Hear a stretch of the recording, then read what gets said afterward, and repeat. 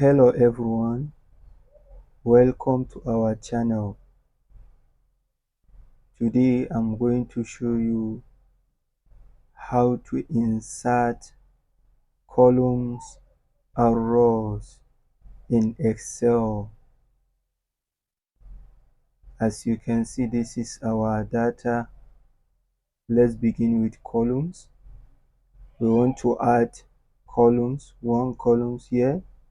So we are going to click here and drag and select. Then we are going to right click. We are going to insert here and click. As you can see, we are going to add the columns. Click OK. As you can see, we added one columns. This is columns. So if you want to add two columns, you are going to select these two columns. Then you right click, you go to insert, then you click OK. As you can see, we add two columns.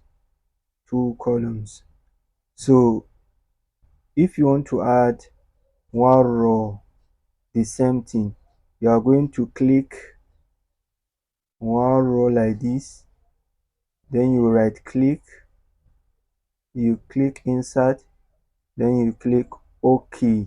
As you can see, we added one row. If you want to add two rows, you are going to select two rows like this, then you right click, you click insert, then you click OK. As you can see, we added two rows. This is how to add columns and rows in Excel. Thank you for watching.